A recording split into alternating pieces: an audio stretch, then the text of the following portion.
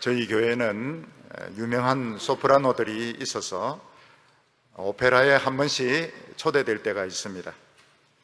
언젠가는 한번 저희 교회에 소프라노가 주연을 맡아서 노래를 부른다 이렇게 해서 오페라를 간 적이 있었는데 유명한 모차르트의 마술피리였습니다.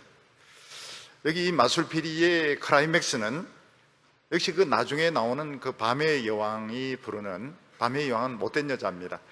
못된 여자가 부르는 그 아레아입니다. 이렇게 아주 고음으로 부르는 그 이 아레아가 클라이맥스입니다. 우리 교회 소프라노 그걸 참 잘 불렀습니다. 굉장히 잘 불렀습니다. 지휘자인데 제가 물어봤습니다. 그 매일매일 이 소프라노가 바뀌는데 누가 제일 이 아리아를 잘 부르냐 이러니까 말할 수 없다는 거. 그래도 한번 이야기해라 이러니까 누군지 이야기를 했습니다. 우리나라도 유명한 소프라노 가수가 있는데 이 부분을, 이 밤의 여왕 이 아리아 부분을 굉장히 세계적으로 이 고음을 잘 내 가지고 아주 유명하게 되신 분이 있습니다.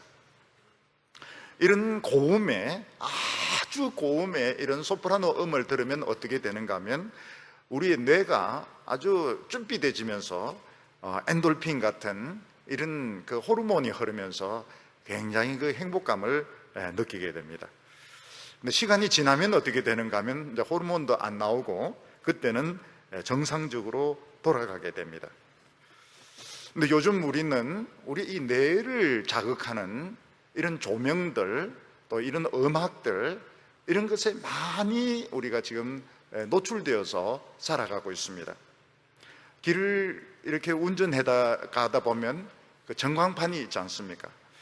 그 전광판에서 나오는 그 빛의 그 조명, 그리고 그 바뀌는 그런 화면들이 사실 우리 뇌에는 굉장히 그 자극을 줍니다. 옛날에는 운전을 잘못할 수 있다 이래서 그거를 못하게 했는데 지금 그 광고판들이 많이 세워져 있어가지고 운전하면서 힐끗힐끗 쳐다보게 되는데 이게 뇌에 영향을 미치게 됩니다. 텔레비전도 드라마도 드라마지만 광고 시간에 보면 아주 짧은 그런 화면들, 그런 화면들이 또 비현실적인 이런 화면들이 짧게 막 반복이 되면서 사실 우리 뇌에 막 영향을 줍니다. 그래서 사야 되겠다 이런 생각이 막 생기게 되고, 그 드라마에서 라면을 먹으면 많은 사람들이 라면을 먹습니다. 또 드라마에서 짜장면을 먹으면 또 짜장면을 막 주문합니다. 사람들이 그게 뇌에 자극이 되어가지고 자기도 막 먹고 싶은 생각이 들게 되는 것입니다.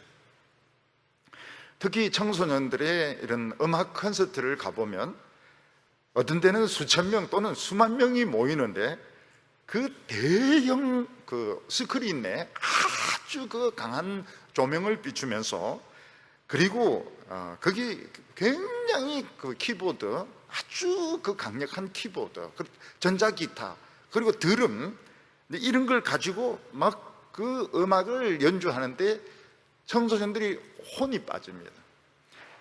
그래서 그 노래도 그런 노래입니다. 노래도 뇌에 아주 그 자극을 주는 이런 빠른 템포의 고음의 노래를 막 부르기 때문에 청소년들이 이제 미쳐가지고 거기서 막 뛰는 겁니다. 뛰는 겁니다. 근데 어른들, 이제 부모님들을 효도한다고 데려갔는데 효도가 아닙니다. 왜냐하면 그 어른들은 그게 막 귀가 찢어지려고 그러고 머리가 터지려고 그러고, 그리고 감동도 안 되고 빨리 거기서 이제 벗어나올 생각만 가지게 되는데, 그것은 이 받아들이는 이런 그 뇌의 이런 그게 다른 거, 받아들이는 수용성이라고 할까요? 이게 어른들하고 청소년들하고 달라서 그런 것입니다. 제가 그 학생 시절에 이 사이키 음악이라고 하는 것이 막 유행하기 시작했습니다. 이 사이키 음악은 그 전에 우리가 듣던 통기타 음악하고는 완전히 다른 것이었습니다.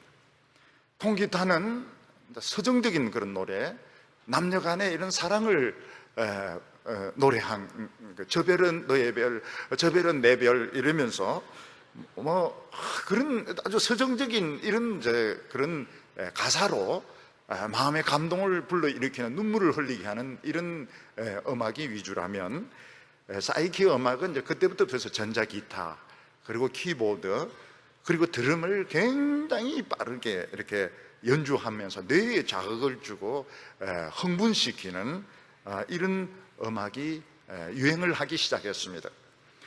이런 사이키 음악에서는 가사는 의미가 없습니다. 가사는 있어도 되고 없어도 되고, 이 가사보다는 아주 그 고음, 아주 빠른 템포, 아주 그 뇌에 자극을 주는 이런 그 음악을 연주해서 사람들의 이렇게 행복하게 만들고, 순간적으로 행복하게 만들고, 순간적으로 흥분하게 만드는데, 이게 전 세계적인 젊은이들의 마음을 사로잡게 되었습니다. 극히 최근까지 전 세계의 젊은이들의 음악은 사이키 음악이었습니다. 요즘 와가지고 이제 조금 사이키 음악도 좀 많이 변하고 있다, 이제 이런 이야기들을 하고 있습니다.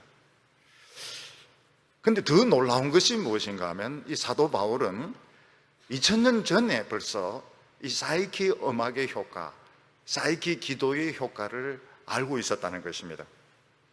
그래서 오늘 이 본문 말씀을 보면 이게 2000년 전의 말씀인가 싶을 정도로, 오늘 그 현대인들의 문제, 오늘 우리 현대인들의 이런 문제, 음악이라든지 비디오라든지 광고 효과라든지 이것과 연결되는 이런 말씀을 사도 바울은 이미 2000년 전에 고린도전서에서 하고 있는 것을 볼 수 있습니다.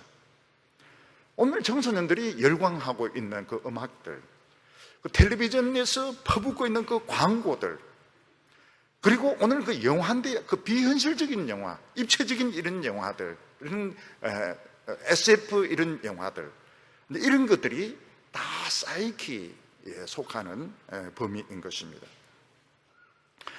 근데 심지어는 오늘 그 찬양 집회를 이렇게 가보면, 청년들이나 청소년들 찬양 집회에 가보면 마찬가지입니다. 아주 그 조명이 아주 강하고, 그리고 화면이 아주 자극적입니다.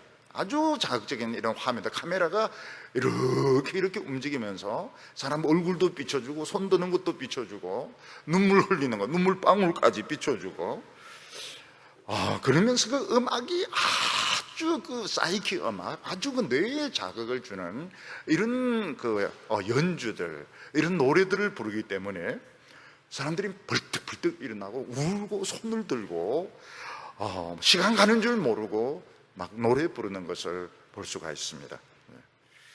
이걸 사도 바울은 뭐라고 말하는가 하면, 영으로 노래 부르는 것이다, 이렇게 말씀하고 있습니다.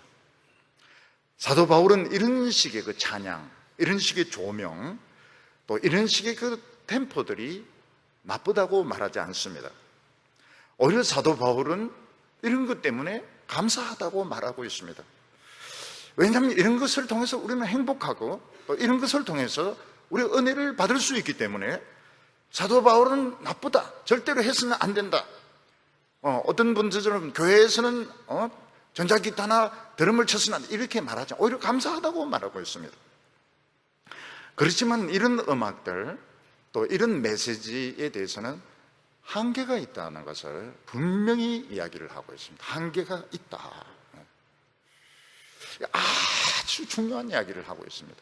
오늘 우리 이 말씀을 들어보면, 청소년 자녀를 키우고 또 청년들 이 찬양 집회를 어떻게 해야 될 것인가, 또 우리 아이들을 어떻게 가르쳐야 될 것인가, 또 우리 자신들은 어떻게 하나님을 노래해야 되는가, 아주 그 정확하게, 놀랍게, 심리적으로 아주 놀랍게 설명을 해주는 것을 볼 수가 있습니다.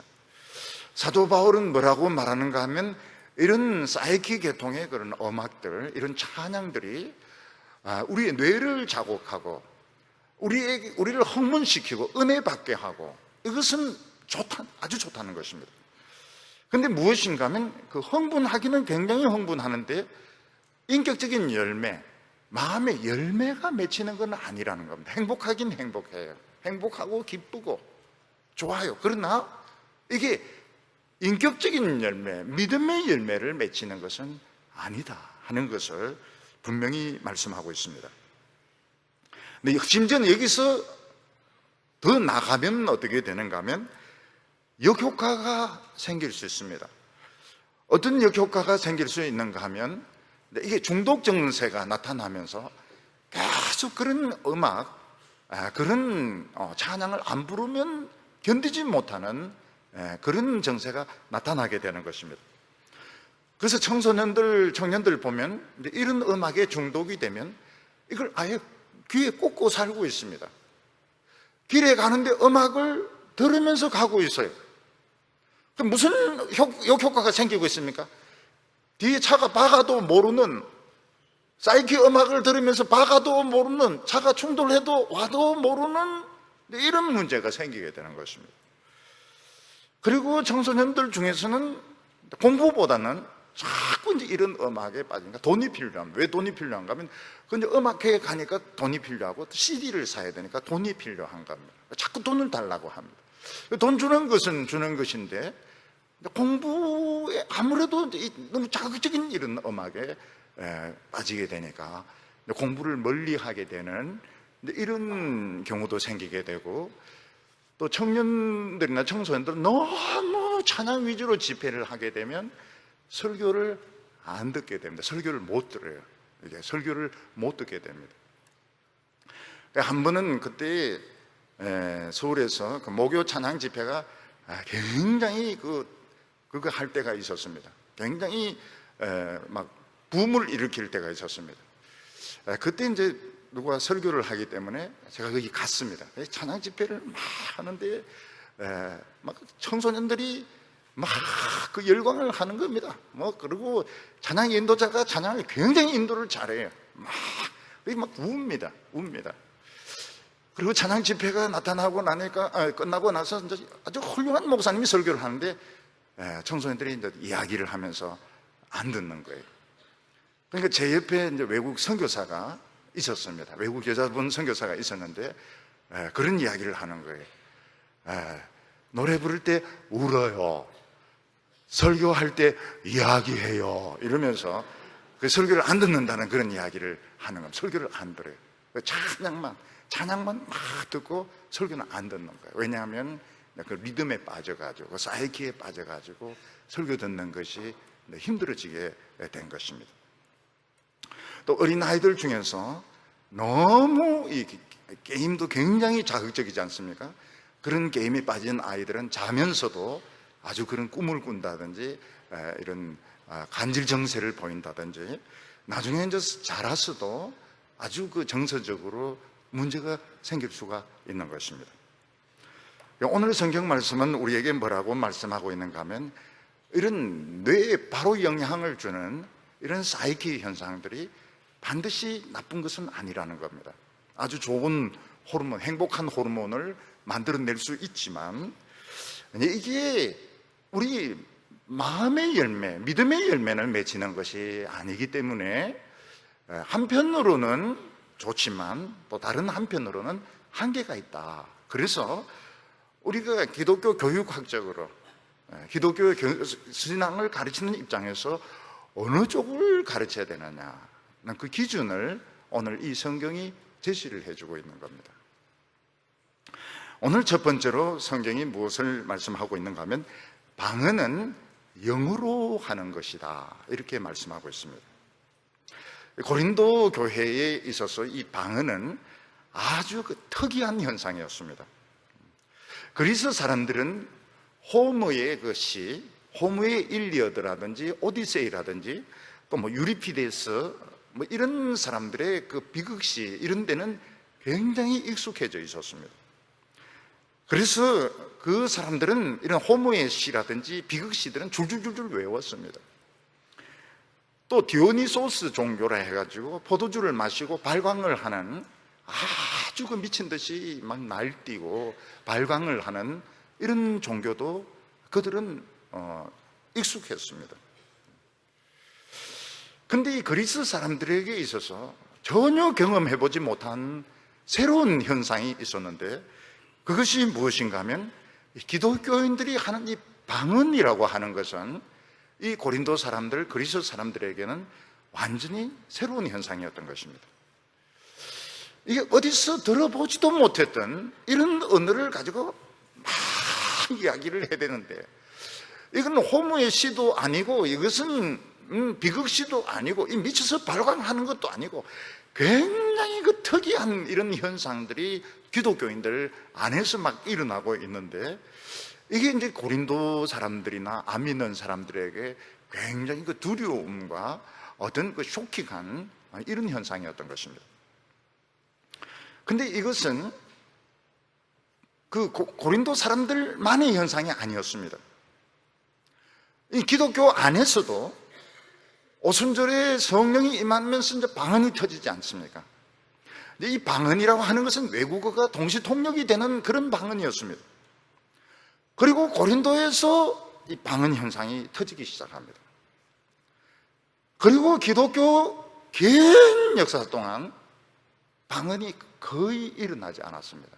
방언 현상이 안 일어났습니다. 2000년 동안에 이 고린도에 일어났던 이런 방언의 현상이 거의 나타난 적이 별로 없었습니다. 약간 이단 성격을 띤 약간 이런 쪽에서 좀 나타나고 거의 나타나지 않았습니다.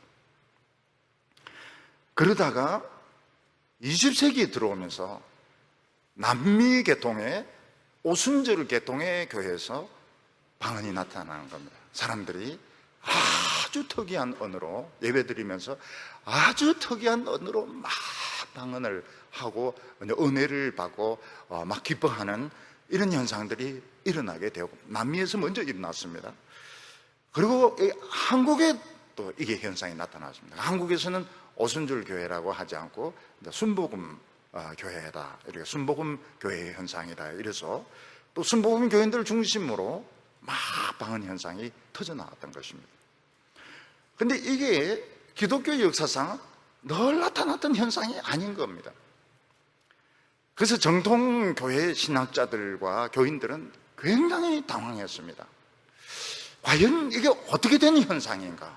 어떻게 이렇게 갑자기 이런 방언이라는 현상이 이렇게 일어나고, 다 방언을 해야 되는가? 아니면 방언을 안 해도 되는가?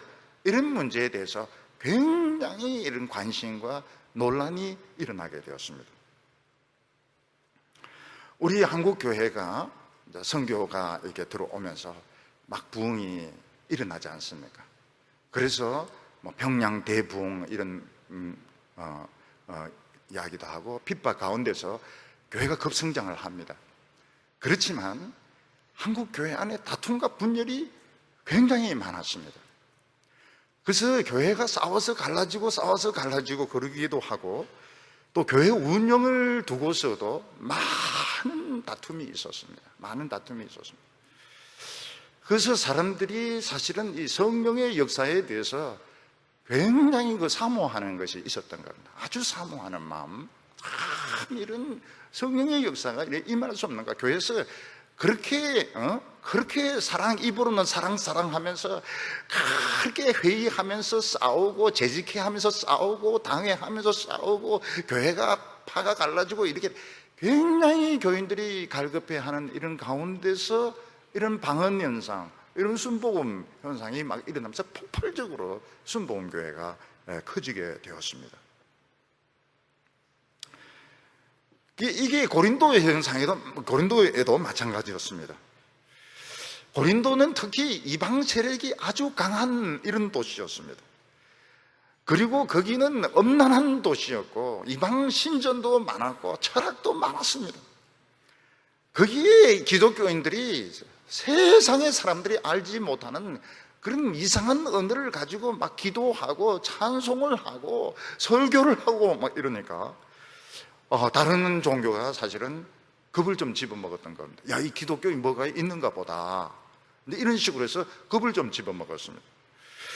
그러니까 고린도 교인들은 더 방언을 하려고 애를 썼습니다. 전부 방언을 하려고 애를 썼고, 더 강력한 방언을 하려고 애를 썼는데, 그게 뭔가 하면 이렇게 해야 사탄의 세력을 물리칠 수 있다고 생각을 했던 것입니다. 그래서 22절에 사도 바울이 이런 이야기를 하고 있습니다. 그러므로 방언은 믿는 자를 위하지 아니하고 믿지 아니하는 자를 위하는 표적이나, 이렇게 말씀하고 있습니다. 사도 바울은 왜 하필이면 고린도에서 이런 방언 현상이 강하게 나타나게 되었는가? 그것은 물론 믿는 자에게 하나님이 은혜를 주시고 기쁨을 주시고 체험을 주시는 것도 있지만, 믿지 않는 자들에 대한 하나의 표적으로서, 고린도는 그 신화인데 신화가 다 엄탕한 이야기들입니다. 그리스 신화는 다 요즘 말로 표현하면 엄담배설들이라고 볼 수 있습니다. 그리고 많은 이방 종교 신자인데 그 여사제들은 창녀들이었습니다. 그리고 비극시, 굉장히 분위기가 안 좋아요. 비극시 지금도 읽어보면 너무너무 분위기가 안 좋습니다. 너무 우울한 이런 분위기에 그러는 가운데서 하나님은 살아계신다, 기독교는 새로운 것이다, 아주 강력한 표적으로서 이런 그 방언의 역사가 나타나게 되었다고 사도 바울이 설명을 하고 있습니다. 다른 종교에서는 이걸 흉내를 못 내는 겁니다. 그리고 이걸 설명을 할 수도 없고, 그래서 그들은 기독교를 두려워하게 되는 이런 현상이 나타나게 되었습니다. 그래서 이 방언, 고린도에 나타났던 방언, 또 우리나라나 남미에서 나타났던 이런 방언들은 하나님께서 자기 백성들에게 은혜를 주시는 이런 표적임과 동시에 사실은 그 안 믿는 사람들에게 참 두려움을 주는 이런 현상이었다고 말씀하고 있습니다. 너희들이 이상한 신화를 가지고 비극을 가지고 까불고 있지만은 기독교 안에는 너희들이 흉내낼 수 없는 이런 현상들, 이런 언어들이 있다 하는 것을 하나님께서 보여주셨다고 말씀하고 있습니다. 우리나라도 조금 전에 말씀을 드렸던 것처럼 우리나라도 수천 년 동안 미신에 사로잡히지 않았습니까? 우리는 다른 그런 신의 그런 지배를 받아왔습니다. 그리고 한국 교회가 부흥이 됐다고 하지만은 교회 운영의 문제를 두고서, 교리 문제를 두고서 엄청나게 싸웠습니다. 그래서 교회가 갈라지고 이렇게 한 것이 참 좋은 의미에서 그렇게 교회를 개척하는 경우도 많이 있지만은 서로가 꼴보기 싫어가지고, 서로가 도저히 그냥 같이 있기 싫어가지고 그래서 갈라진 교회도 많습니다. 그러니까 교인들의 마음속이 답답한 거예요. 왜 우리에게는 이런 시원한 이런 성령의 역사가 안 나타나는가? 이런 세상의 귀신들을 이기고 잡신들을 이기고 이런 싸움들을 이길 수 있는 이런 힘은 없는가? 이렇게 하다가 사실은 이런 순복음교회 현상이라든지 이런 것들은 참 좋은 영향을 미쳤다고 보고요. 안 믿는 사람들이 사실은 많이 전도되기도 했습니다. 병 낫고 성령 받고 축복받고, 그렇게 해서 그냥 정통교회에 오기 힘든 사람들이 많이 전도되었던 것도 사실입니다. 그런데 사도 바울은 이 방언에 대해서 심리적으로 성경적으로 분명한 정의를 내리고 있습니다. 14절에 보면 내가 방언으로 기도하면 나의 영이 기도하거니와 나의 마음은 열매를 맺지 못한다, 이렇게 말씀하고 있습니다. 영으로 기도한다, 이게 헬라어 원어로는 퍼뉴마로 되어 있습니다. 퍼뉴마로 되어 있지만 오늘 현대어로는 어떻게 볼 수 있는 사이키라고 해석을 할 수 있습니다. 이 사이키라고 하는 헬라어가 영혼이란 뜻인데 오늘 우리가 쓰는 용어로 치면은 이 퍼뉴마보다는, 퍼뉴마라고 원문이 되어 있지만 사이키라고 하면 우리 머리에 금방 이해가 됩니다. 이 사이키라고 하는 것은 뇌에 영향을 줘서 흥분을 일으키는 엔돌핀을 흐르도록 만드는 그런 현상인 것입니다. 보통 언어는 어떻습니까? 보통 언어는 사람들이 귀로 듣고 이제 마음으로 감동을 일으킵니다. 그래서 행복을 느껴요. 귀로 듣고 내용이 좋은 내용이니까, 나의 상황하고 합당하니까 이해가 되니까 기분이 좋고, 또 그게 위력이 있으니까 감동이 되고 눈물을 흘리게 되고 결단을 내리게 되고 이러면서 마음의 열매, 인격의 열매를 맺히게 됩니다. 근데 여기 말하는 퍼뉴마라고 하지만 사이키라고 제가 해석을 하고 있는데, 이 사이키는 무엇인가 하면 아주 고음이고 빠른 템포고 자극적인 이런 멜로디로 되어 있기 때문에 귀로 마음으로 이렇게 흐르지 않고 뇌로 바로, 귀에서 뇌로 바로 자극을 주게 됩니다. 그래서 마음은 이해를 못해요.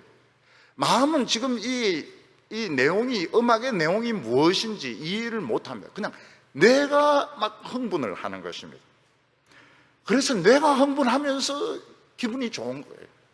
근데 적응이 안 되는 어른들은 기분이 나쁜 거예요. 시끄러운 거예요. 근데 젊은 사람들은 좋은 거예요. 방언은 무슨 현상인가 하면 아주 따다다다다다다다다 이렇게 고음으로 빠른 템포로 기도하고 찬양함으로써 그 내용을 이해하기보다는 뇌에 자극을 주는 현상이다, 이렇게 말씀을 하고 있습니다. 그래서 마음으로 무엇을 깨닫고 감동을 받고 이 신앙적으로 성숙하는 것하고는 다른 현상이라고 말씀하고 있습니다.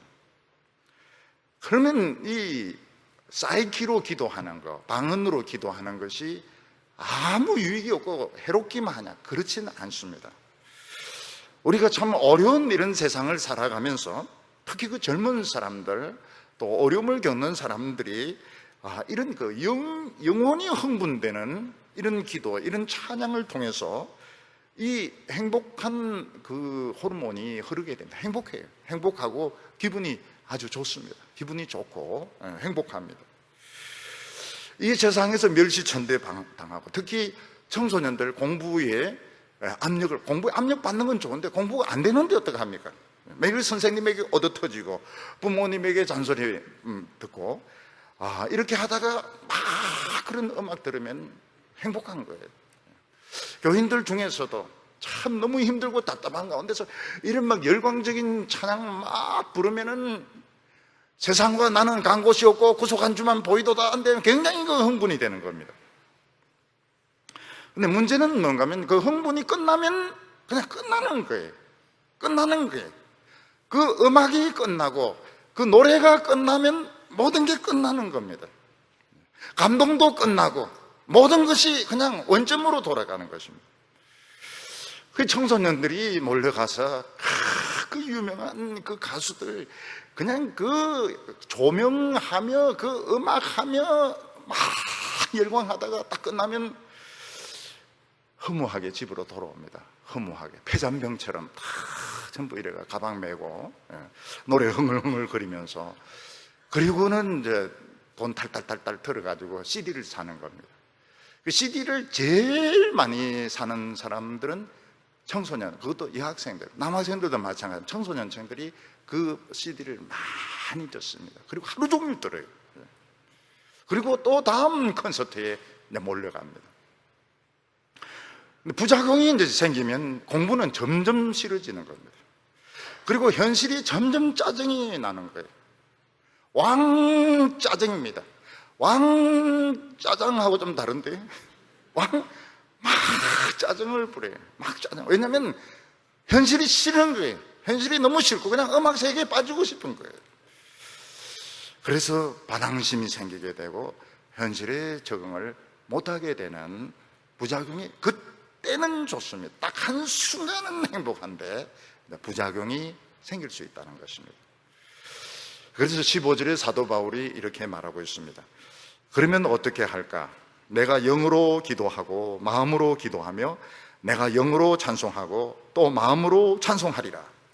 사도 바울은 바른 방향이 뭔가 하면 이런 음악, 사이키로도 찬송하지만 또 가사가 있는 성경적인 이런 내용으로 찬송을 하고 또 이런 빠른 템포로 기도를 하기도 하지만 또 이렇게 그 참 내용이 참 성경적인 이런 내용으로 기도를 하겠다, 이렇게 말하고 있습니다. 이런 설교자들도 보면 서울에서나 청년들에게 설교하는 분들은 템포가 다 빠릅니다. 설교 템포 자체가 굉장히 빨라요. 지금 제 템포는 아주 느립니다. 굉장히 느립니다. 의식적으로 느리게 합니다. 의식적으로. 근데 찬양이 느리면 안 됩니다. 찬양이. 우리는 찬양도 쫙 어떤 데 쳐질 때가 있는데 거의 숨 넘어갈 때가 있습니다. 찬양이 너무 쳐지면 안 돼요. 근데 이 설교는 왜냐하면 어른들이 알아듣기 어려워요. 근데 청년들은 따다다다다다다다다다닥 이렇게 설교해야 돼요. 거의 숨 막힐 정도로 막 숨을 몰아쉬듯이 막 이렇게 해야 청년들이 은혜를 받아요. 저같이 이렇게 천천히 이렇게 하면 거의 미치려고 합니다. 김 목사님 탈하겠다고, 도저히 설교를 못 듣겠다. 왜냐하면 템포가 느려졌기 때문에 그렇게 이야기를 합니다. 사도 바울이 뭐라고 말합니까? 음악성도 살고 내용도 살고 템포도 잘 맞고 내용도 성경적으로 나는 그렇게 설교하고 그렇게 찬송하겠다 이렇게 말하지만 현실적으로는 굉장히 어렵습니다. 예를 들어서 우리가 찬송을 부를 때에 정말 가사를 얼마나 생각하면서 찬송을 부릅니까? 거의 가사 생각 안 하고 그냥 남 부르니까 그냥 따라서 이렇게 부를 때가 많습니다. 그럴 때는 사실은 마음이 못 따라가는 겁니다. 교향곡 들을 때는 어떻습니까? 교향곡 음악이 참 아름답습니다. 근데 가사가 없어요. 교향곡은 가사가 없습니다. 그러니까 영어로만 연주를 하는 것이지 마음으로는 교향곡이라고 하는 것이 무슨 인격적인 열매를 맺는다든지 인격이 성숙한다든지 이런 거 없어요. 그냥 음악 자체가 아름다운 것입니다. 교회에서 합창을 할 때, 찬송을 할 때는 어떻습니까? 이제 가사가 위주고 오케스트라는 반주입니다, 반주. 그래서 오케스트라가 불만이 있을 수가 있어요. 왜냐하면 아주 명연주자들인데 교회에서 이 합창을 할 때, 교회에서 찬양 시간에는 역시 가사가 있는 이 합창이 위주고 오케스트라는 역시 1년 내내 반주입니다. 1년 내내 반주. 뒷받침해 주는 것밖에 안 되는 거예요. 그래서 영어로도 노래 부르고 마음으로도 노래 부르는 게 있느냐? 그걸 우리 교회가 찾아낸 겁니다. 그게 뭔가 하면 핸델의 메시아입니다. 핸델의 메시아, 오라토리오 메시아입니다. 원래 핸델은 이 오페라를 했던 사람인데, 오페라는 그 드라마 아닙니까? 노래가 있는 드라마인데 오페라에 실패를 하게 됩니다. 그래서 오페라토라고 해가지고 새로운 이런 그 장르를 핸델이 만들지는 않았을 겁니다. 그래서 4명 소프라노, 알토, 테너, 베이스, 합창 그리고 오케스트라 이렇게 해서 연주를 하는데 아주 그 연주가 반주가 아닙니다. 메시아의 그 연주는 반주가 아닙니다. 반주가 아니고 연주입니다. 연주고 또 단독적으로 연주를 하기도 합니다. 그래서 처음에 이 서곡을 붙이느냐 안 붙이느냐 이거 가지고 이제 논란이 많이 있었는데 핸델이 밀어붙입니다. 핸델이 밀어붙여가지고 오케스트라 서곡을 붙입니다. 오케스트라 서곡을 붙이고 중간에 또 오케스트라 곡이 또 나옵니다. 그리고 그 내용 전부가 성경입니다. 성경인데 알토, 테너, 베이스, 소프라노 이게 번갈아가면서 나고 합창이 나오고 그리고 올라갔다 내려갔다 이 메시아는 올라갔다 내려갔다 이거를 해야 됩니다. 이걸 해야 되고 솔로이스트는 그거를 해줘야 됩니다. 그 솔로이스트는 그 올라가고 내려가고 이게 그 곡 전체를 이끌어 가줘야 됩니다. 예, 솔로이스트들은 솔로이스트 값을 해야 돼요. 그래서 그 솔로이스트를 찾는 것이 참 쉽지가 않습니다. 오페라를 해야 됩니다. 오페라를 해가지고 그 카리스마를 가지고 그 이 합창과 이 곡을 이끌어가죠. 솔로이스트는 솔로이스트 역할을 해줘야 됩니다. 우리 교회 이 메시아를 보면은 아주 합창이 뛰어납니다. 합창이 굉장히 뛰어나고 오케스트라 굉장히 뛰어나요. 그래서 솔로이스트들이 와서 놀랍니다. 솔로이스트들이 그냥 메시아 그냥 흉내 낸 줄 알았는데 흉내가 아니고 진짜 찬양을 잘합니다. 가사도 살아있고 가사도 전부 성경적이고 오케스트라도 반주가 아니고 연주로 하고 그리고 소프라노만 부르고 테너만 부르고 이러면 지루합니다 벌써. 근데 이 곡을 막 섞어가지고 하고 끝에 막 트럼펫이 막 나발을 불기 시작하는데 나팔 소리 날 때 트럼펫 막 울려 퍼질 때에 굉장합니다. 그리고 이 베이스가 막 나팔 소리 날 때 때 뭐 이렇게 할 때, 그리고 중간에 막 그 흔들리라 이렇게 하면 막 속이 막 흔들흔들 하면서, 속이 막 미식미식 하면서 이거를 이제 불러줘야 되는 거예요. 이게 이제 영으로도 부르고 마음으로도 부르고, 이 가치를 우리가 발견을 한 겁니다. 베토벤이 가만히 있습니까? 베토벤이 이거 교향 곡을 딱 9개를 썼습니다. 그 중에 이제 3번이 영웅 아닙니까? 영웅. 저는 영웅 그 2악장 그 트럼펫 소리 날 때 눈물을 흘립니다. 슬프도록 아름다운 트럼펫. 눈물이 나와요. 그 2악장이 영웅의 그 장례식 음악입니다. 영웅이 죽어요. 그런데 이 베토벤이 이 가사가 없지 않습니까? 가사가 없어요. 저는 교향곡 뭐 이런 뭐 가사가 없지 않습니까? 그래서 9번은 가사를 집어넣습니다. 가사를. 그래서 처음에는 이 9번 합창이 불협화음에서부터 이제 시작이 되다가 나중에 합창이 나옵니다. 합창이. 그래서 메시아만큼 마음에 와닿지가 않아요. 왜냐하면 독일어로 불러대니까. 우리가 뭐 독일을 뭐 이히 뭐 어쩌저쩌 하니까 그거 알아듣습니까? 그리고 그 내용이 신앙적인 내용이 아니에요. 그래서 합창 막 역시 방언 같아요. 우리에게 있어서 9번은 역시 방언이면 뇌는 자극이 되지만 역시 이 마음으로 와닿는, 마음으로 깨달아서 마음으로 열매 맺고 인격이 생기고 믿음이 생기고, 그래서 합창들 중에서 자기 평생에 한 번 이 전곡을 부르는 게 큰 영광입니다. 지휘자도 마찬가지. 지휘자도 한평생에 이 합창을 한번 지휘하는 굉장히 큰 영광입니다. 그 영광으로 알고 있습니다. 우리 교회는 이걸 이제 매년 이렇게 하고 있는데 이걸 알아서 그렇습니다. 영으로 부르고 마음으로 부르고 그게 안 잊혀져요. 이게 마음속에 열매로 맺히게 되는 것입니다. 그런데 우리가 평소에 찬양을 부를 때에 참 그 가사를 따라가기가 참 힘들고요. 그래서 요즘 이제 자막으로 나오는데, 자막으로 나오면 훨씬 나아요. 훨씬 낫습니다. 자막 없으면은 우리 한국말로 불러도 노래로 부르면 무슨 말인지 모릅니다. 기도도 마찬가지입니다. 기도도 그 내용을 알아듣기가 좀 어려울 때가 많아요. 기도도. 우리나라에 처음 복음이 들어왔을 때 지금같이 훌륭한 이런 곡들이 별로 없었습니다.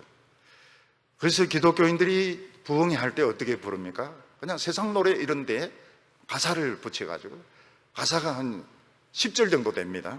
주님 고대가 같은 이런 거 막 불렀습니다. 지금도 우리 일회 권사님 중에서 부르라고 하면 지금 10절 다 부르는 분이 계세요. 주님 고대가, 옛날 부흥성가 다 부릅니다. 지금 우리가 보면 막 신기하죠. 무슨 저런 노래가 다 있는가 했는데 다 부릅니다. 인도 같은데 이렇게 선교할 때도 보면 노래 가사가 그건 12절, 20절 이렇습니다.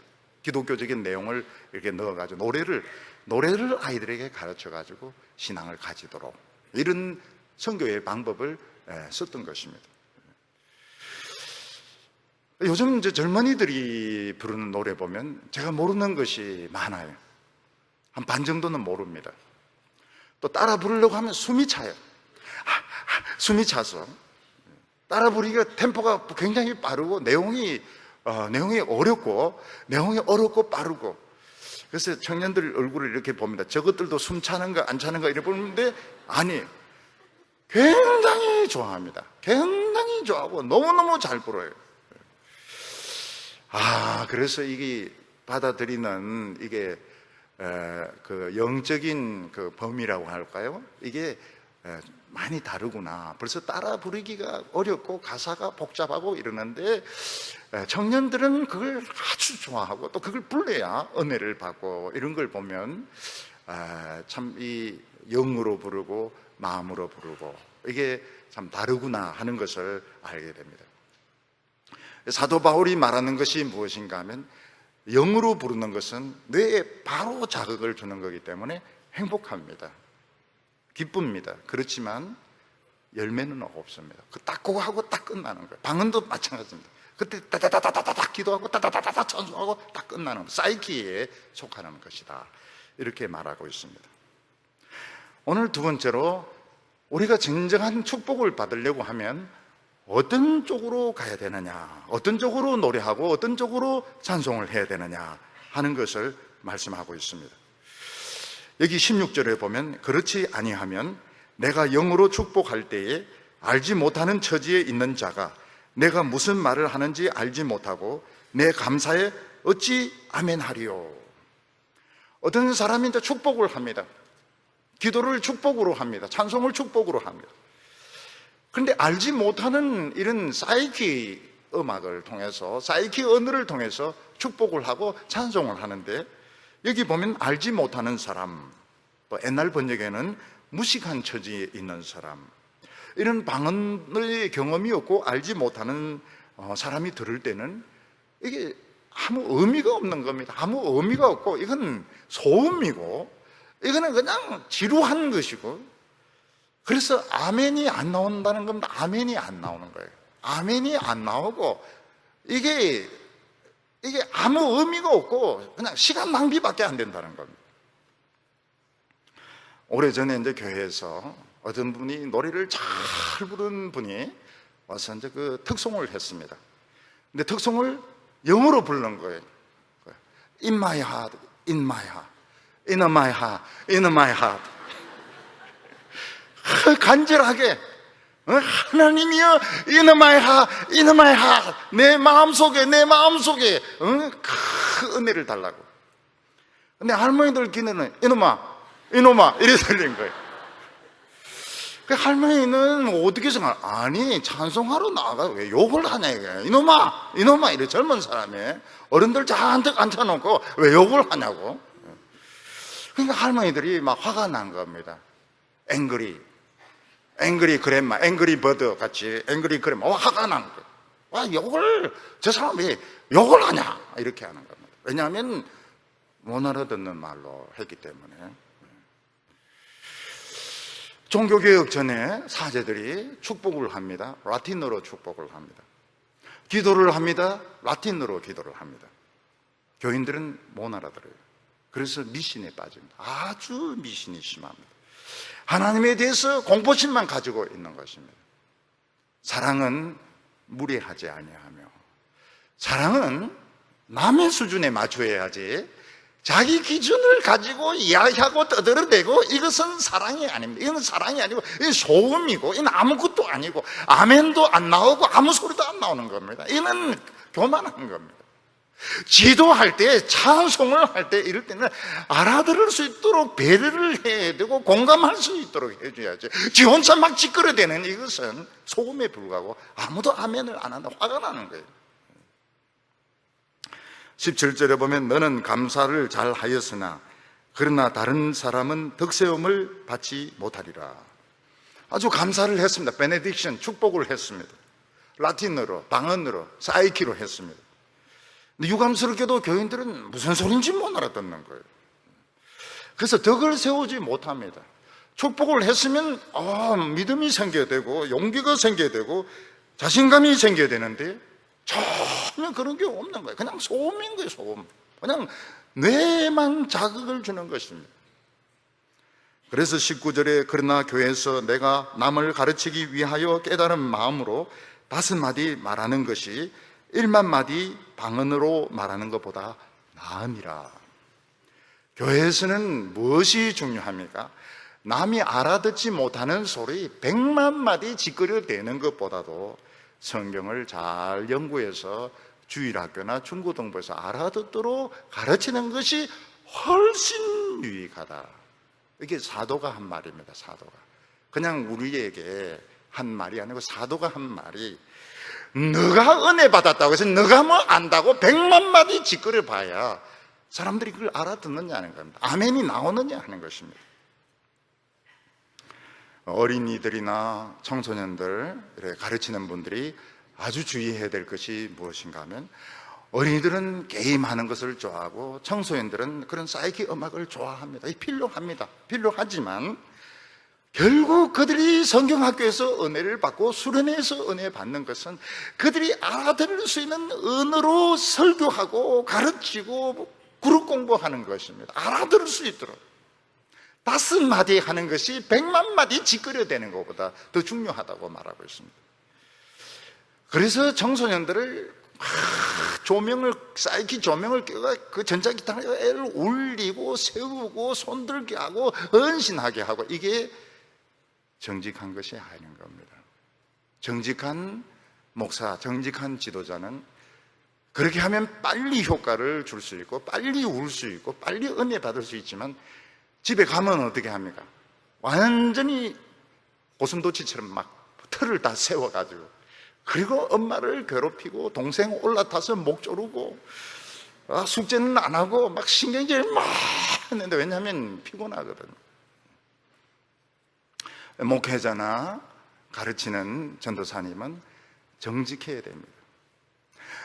여러분, 성경학교는 내내 게임했습니다. 내내 물놀이. 애들 너무너무 좋았습니다. 믿음이 생기느냐? 믿음 하나도 안 생깁니다. 논 거예요, 논. 그것도 필요합니다. 그거 안 하고 또 어린이들 꿇어 앉혀놓고 하루 종일 강해 설교하는 것은 애들 지옥 가라는 것과 똑같습니다.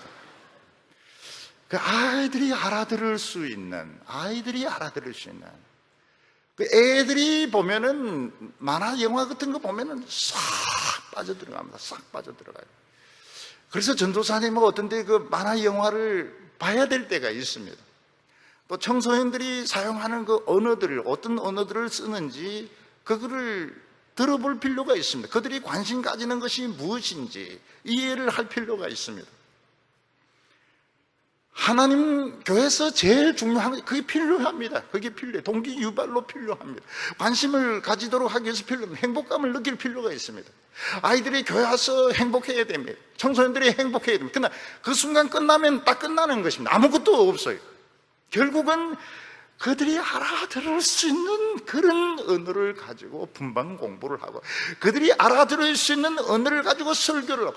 왜 주일 학교가 지금 다 없어진다고 해요? 그런 설교를 안 하는 거예요. 그런 설교를 안 하는 거예요. 아이들에게 제대로 성경을 가르치지를 않는 것입니다. 아이들의 그 영혼이, 그 속에 살아있는 영혼이 있다는 것을 생각을 안 하는 것입니다. 선교도 지금 세계적인 이런 선교 추세하고 보수적인 선교 추세하고 많이 달라요.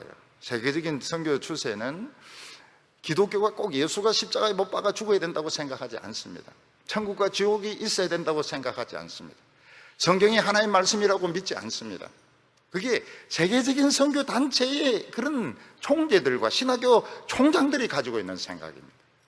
근데 아직까지 한국은 그렇지가 않아요. 한국은 예수님은 십자가에 못 박아 죽으셨고 성경은 하나님의 말씀이고 예수를 믿어야 되고, 그래서 우리는 선교 전략을 받아들입니다. 비즈니스 선교 전략 받아들입니다. 카페 같은 거 우리도 받아들이고 태권도도 받아들입니다. 근데 그거는 어디까지나 한 수단에 불과한 것이지 목적이라고 생각하지 않아요. 수단에 불과한 거죠. 결국은 설교를 해야 되고 하나님의 말씀을 가르쳐야 됩니다. 근데 그런 점에 있어서 세계적인 흐름하고는 달라요. 그래서 우리가 이 선교 정책이 굉장히 중요합니다. 세계적인 흐름은 그렇지가 않습니다. 예수 믿는 사람은 예수를 좋아하는 사람인 겁니다. 예수를 좋아하는 기독교적인 마인드를 가진 사람들입니다. 그런 사람들이 나쁜 사람이 아닙니다. 너무 인격적으로 훌륭합니다. 헌신적이지 않으면 너무 헌신적입니다. 그렇지만 성경이 하나님의 말씀이 필요가 없어요. 이런 게 세계적인 추세입니다. 세계적인 추세. 근데 한국은 지금 그렇지가 않아요. 아직은 예수를 믿어야 되고, 예수님이 내 죄를 대신해서 십자가에 못 박아 죽으셨고, 성경은 하나님의 말씀이고, 아직 이거를 지금 믿고 있습니다. 그래서 한국 교회가 굉장히 중요해요. 한국 선교사들이 아주 중요합니다. 그리고 세계적인 추세를 따라가서는 안 돼요. 신학도 세계적인 추세를 따라가서는 안 돼요.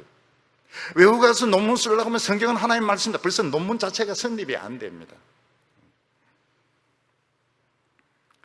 그래서 교회에서 주일학교를 맡아서 중고등부 반을 맡아서 아이들에게 분방 공부를 가르치는 큰 영광입니다. 100만 마디 방언하고 사이키 음악하고 1000명들 2000명 모아가지고 찬양 집회하는 것보다 더 중요한 것입니다. 원래 이 청소년들 이 수련회는 200명이 넘으면 안 됩니다. 200명이 넘으면 안 되고, 아이들과 그 아이 컨택이 굉장히 중요합니다. 그리고 소그룹에 있어서 10명은 너무 많습니다. 10명은 너무 많아요. 보통 중고등부 이러면 한 5명, 7명 이런 정도로 하고 10명만 해도 너무 많아요.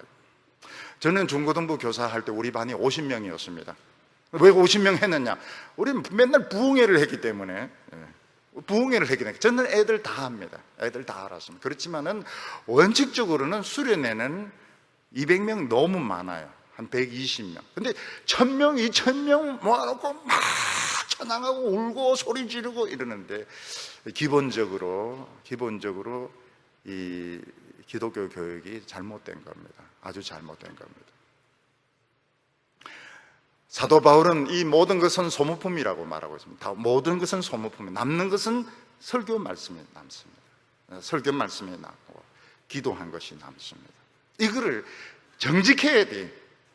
목사나 전도사나 말씀을 가르치는 자는 정직해야 됩니다. 어떤 인간적인 수단과 방법을 써서 사람을 막 흥분시켜가지고 눈물 흘리게 만들고 결단 흘리게 만들고 와 성공했다, 거짓말쟁이들입니다. 그건 사기꾼이에요. 옳지가 않아요. 20절에 보면 형제들아 지혜는 어린아이가 되지 말고 악에는 어린아이가 되라, 지혜에는 장성한 자가 되라. 참 이게 어려운 말입니다. 어려운 말입니다.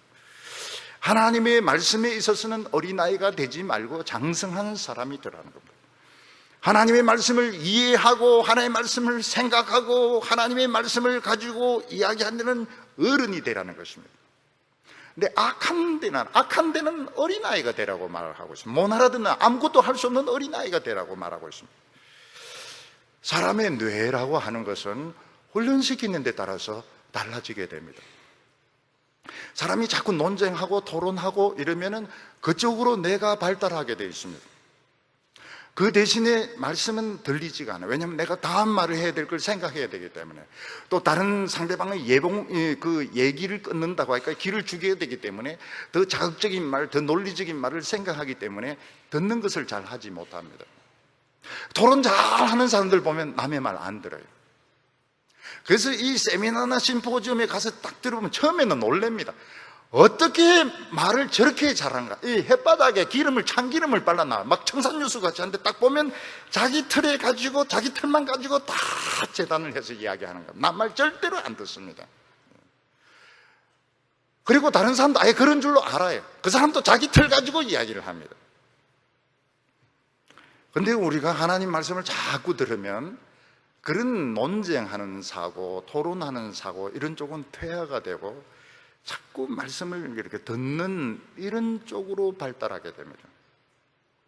하나님의 말씀을 생각하고 눈물 흘리고 감동을 받게 되고, 또 어떻게 하든지 이 하나님의 말씀대로 순종하려고 살려고 하는데, 그런 사람의 특징이 뭔가 토론을 못해요.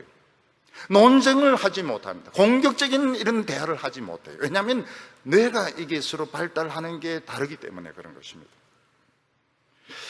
하나님 말씀을 듣는 쪽으로 자꾸 훈련하면 어떻게 됩니까? 굉장히 잘 들립니다. 설교 전체 한 편이 딱 머릿속에 들어옵니다.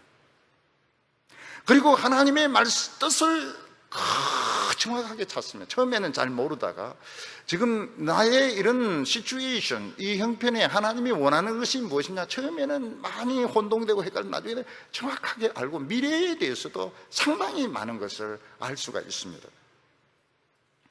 근데 사람이 자꾸 토론하고 논쟁하고 이런 쪽으로 발달되면 그쪽으로 발달이 되게 되는데, 하나님의 말씀을 점점 듣기 싫어지게 됩니다. 안 들려요. 안 들리게 되고, 그리고 엉뚱한 소리를 자꾸 하게 됩니다. 그래서 이 악한 데는 어린아이가 되라. 남을 공격하고 화를 자꾸 내다보면 발전을 하게 됩니다. 그리고 자꾸 발언을 하면 어떻게 됩니까? 옆에서 부탁이 막 들어와요. 이 사람은 나서서 말을 잘하니까 이런 말을 해달라고 옆에서 막 청탁이 들어오니까 점점 그런 쪽으로 발달하게 되고, 다른 사람들은 막 두려워서 피하게 됩니다. 왜냐하면 그 사람인데 한번 걸리게 되면 막 퍼붓기 때문에 사람들이 다 슬슬 피하게 되니까 기분이 굉장히 좋아요. 근데 악한데 어른이 되어 있는 겁니다. 주님은 그런 쪽으로는 어린아이가 돼도 된다고 생각하고 있습니다. 남들 앞에 나서서 발언을 하고 뭐 따지고 이런 데는 아주 애가 되다, 그런 건 못해도 된다고 말하고 있습니다. 하나님의 말씀을 듣고 생각하는 이런 쪽에 어른이 되라고. 근데 한번 생각을 해보세요. 우리가 하나님의 말씀을 듣고 받아들이는 쪽에는 어른인데 논리적으로 따지고 싸우고 이런 건 못합니다. 바보 아닙니까? 바보. 사회생활을 어떻게 합니까? 언밸런스가 굉장히 심한 거예요. 우리는 자기 정체성이 헷갈릴 때가 굉장히 많습니다. 하나님의 말씀을 이제 듣고 받아들이고 이해하는 건 좋은데 따지고 공격하고 싸우고 내 거 챙기고 이게 안 되는 거예요. 사회생활 하는데 안 되는 거예요. 그래서 굉장히 분리할 때가 많고 자기 자신이 나는 어른이냐 애냐, 어떤 데는 어른 같아요.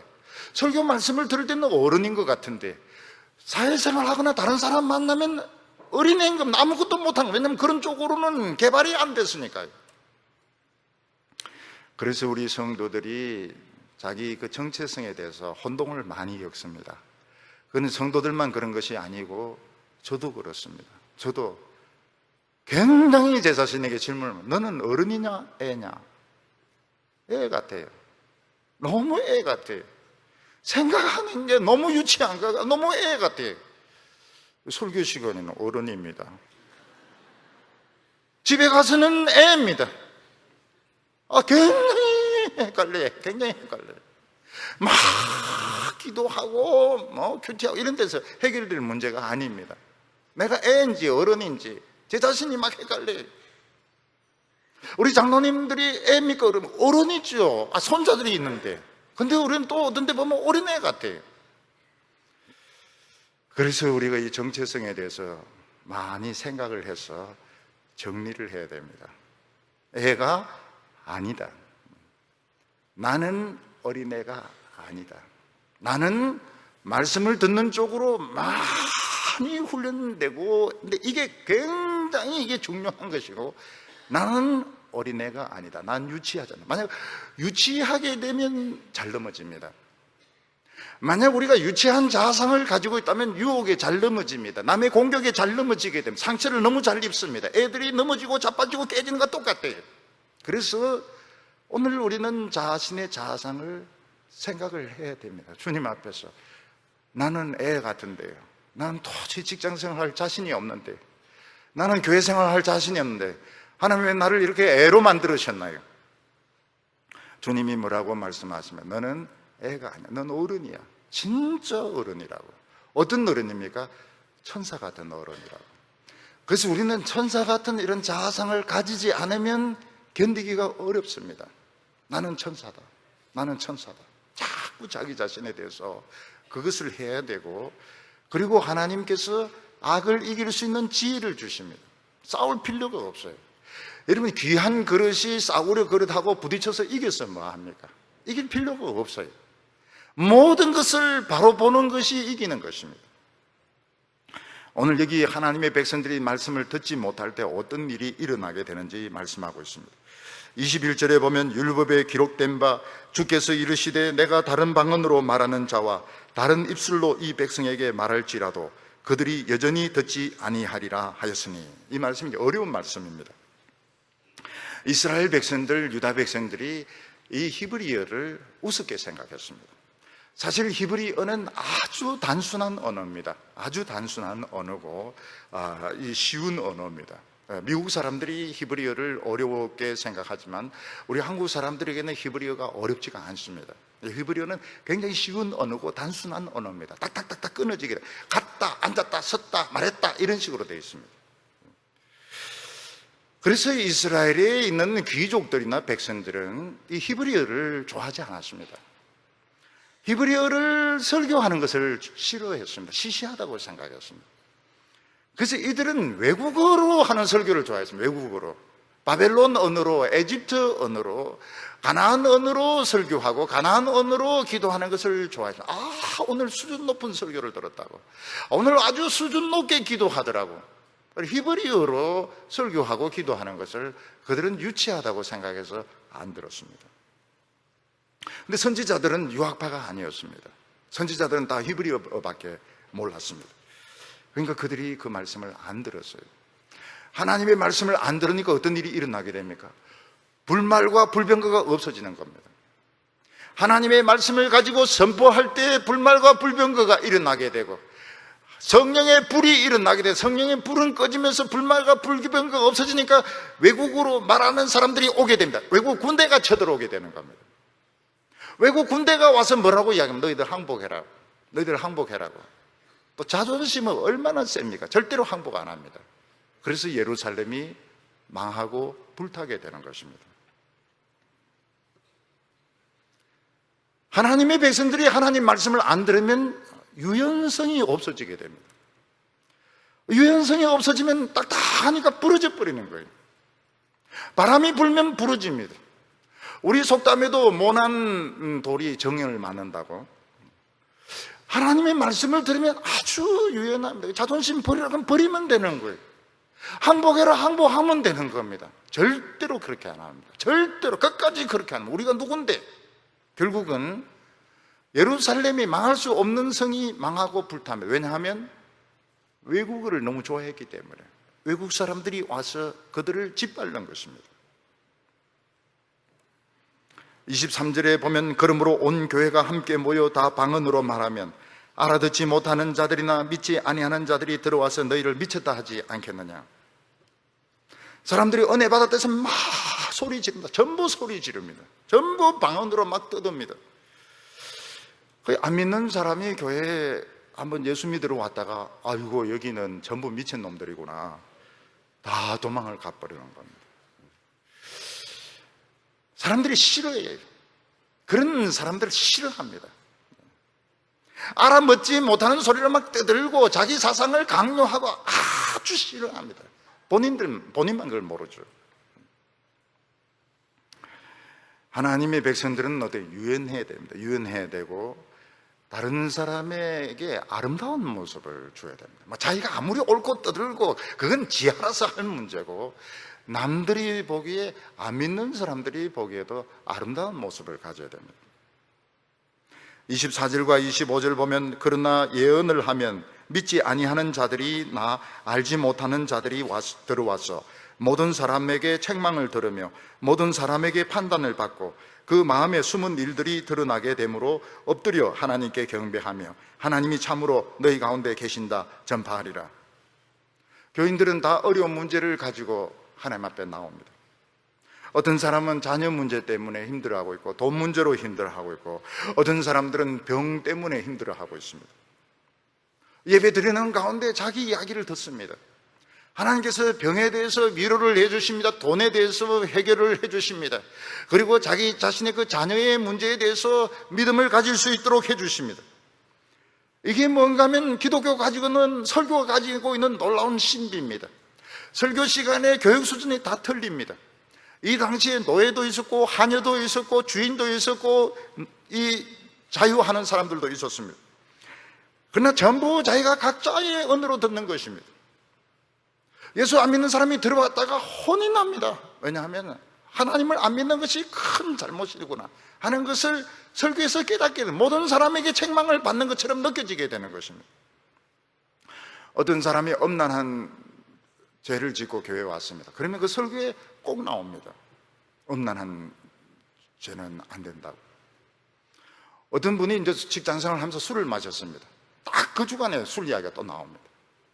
부부싸움을 했습니다. 부부싸움 한 이야기가 딱 나오는 거예요. 그래서 의심을 합니다. 전도사가 일러줬구나, 권찰이 일러줬구나, 부인이 일러줬구나, 목사님이 나를 치는구나, 설교 시간에 목사님이 나를 아주 막 망신을 주려고 치는구나. 그런 자세가 좋은 자세가 아닙니다. 그런 자세는 정말 이 설교에 대해서 아무 생각이 없는 사람입니다. 하나님이 나를 사랑하셔서, 하나님 나를 사랑하셔서 나에게 깨닫게 하나님이 말씀을 주시는 겁니다. 우리가 이것을 받아들일 때 얼마나 행복해지는지 사이키가 아닙니다. 하나님이 성령으로 나에게 하시는 말씀을 받아들일 때 한순간 예배드리고 흥분하고 눈물 빼고 일어섰다 앉았다 하고 끝나는 것이 아니고 굉장히 행복해지고 믿음의 열매가 생기게 되고 성숙하게 되고 하나님이 정말 여기 계시는구나. 교회가 사람들만 있는 줄 알았는데, 경영의 방법으로 성공하는 줄 알았는데 하나님이 여기 살아계시는구나. 하나님이 모든 비밀을 다 알고 계시는구나. 믿음이 생기게 되는 것입니다. 오늘 사이키 음악, 사이키 조명, 또 사이키 어떤 이런 찬양 집회들, 성경은 나쁘다고 말하지는 않습니다. 그러나 이것은 뇌에 영향을 주어서 엔돌핀이 분비되게 하고 한순간 행복하고 끝나는 거죠. 그것도 필요합니다. 지쳐 있을 때, 공부에 지쳐 있을 때, 세상살이에 지쳐 있을 때 한번 그런 시간도 필요할 수 있습니다. 그러나 마음속으로 열매 맺는 것은 아니라고 말씀하고 있습니다. 오늘 우리가 하나님의 말씀을 시시하게 생각해서 막 영어로 설교하고, 어떤 분은 설교에 막 반 이상을 영어로 막 쓰고 알아듣지 못하는 말 쓰고 이러는데 좋은 게 아닙니다. 자기는 유식하게 보일 줄 모르겠지만 그거는 사랑으로 하는 게 아닙니다. 사랑은 무리 행치 아니하며, 사랑은 함부로 말하고 함부로 행동하는 것이 아닙니다. 악에는 어린아이가 되고 하나님의 말씀에 성숙한 자가 되라. 우리는 다 언밸런스로 지금 고통을 받고, 나는 어린애인가? 어떻게 보면 유치한 것 같고, 어떻게 보면 어른인 것 같고, 예수님께서는 걱정하지 말라고 말씀합니다. 이게 진정으로 성숙하는 것이고 믿음의 열매 맺는 것이라고 말씀하셨습니다. 올여름에도 많은 믿음의 열매를 맺는 우리 성도님들, 우리 주일학교, 중고등부 청소년들 다 되시기를 바랍니다. 기도드리겠습니다. 거룩하신 하나님 아버지, 오늘 우리들을 참 하나님의 자녀로 만들기 위하여 말씀을 주시고 성령을 주시고 은혜를 주셔서 감사드립니다. 하나님 아버지, 저희들은 말씀을 듣기는 하지만 참 너무너무 어린애 같아서 우리는 세상에서 자신을 잃어버릴 때가 많습니다. 오늘 저희들에게 아름다운 자상을 가지게 하여 주셔서 참으로 넓은 마음을 가지고 모든 것을 잘 소화하게 하여 주시옵소서. 우리 어린 자녀들 잘 이해하게 하여 주시고 청소년들 잘 도와주게 하여 주셔서 온 식구들이 믿음으로 열매 맺는 아름다운 축복의 가정들 되게 하여 주시옵소서. 예수님의 이름으로 기도하옵나이다.